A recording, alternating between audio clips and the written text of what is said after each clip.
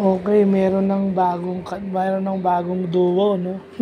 So, mag-a-adjust na naman sila. Well, bago naman sila sumali siguro, alam naman nila na ang team is collab.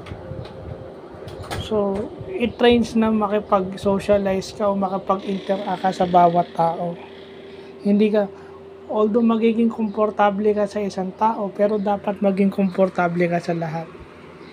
Yung parang training ni Michael Jordan with Doug Collins or Kevin Lowry. Yung kauna-unahang coach ng Bulls nung rookie year ni Jordan, 1984-85 season.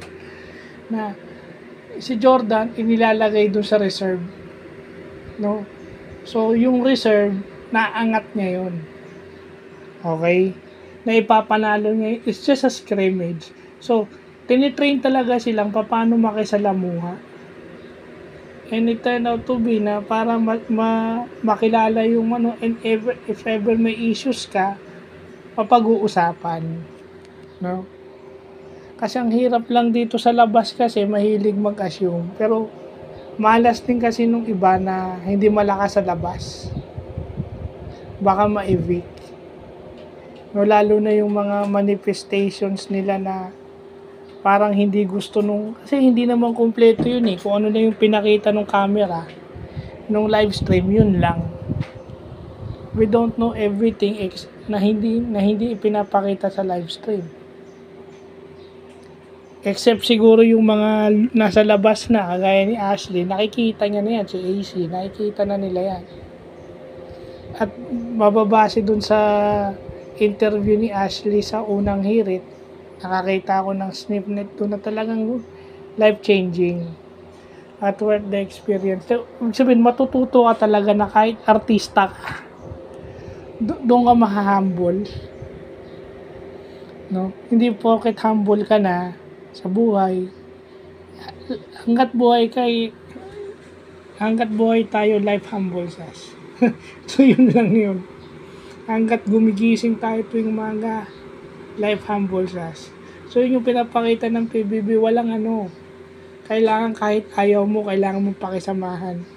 Doon din matitest yung skills of professionalism nila. Remember, they are artists.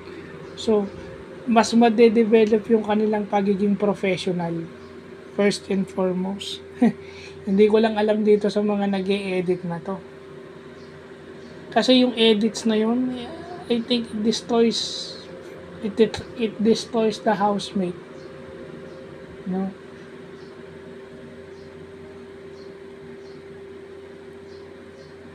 Natural yung asaran pero ano na yan? Will it be true or will it not? Kasi may mga tao kasing ganyan. Si AC, hindi niya alam na suportado siya ng boyfriend niya.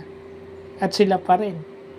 Although, nagkaroon ng change of heart yung kanyang boyfriend na yung Larkin kasi nga, dahil sa ginawa ni Dustin. So, abangan na lang natin pang naibigto si AC. Di ba? Malakas ang kaduo nito si Ralph. So, sino kayang maiibig sa kanila sa Saturday? Kasi may papasok na namang yung last two housemates sa Sunday. So, yun lang po.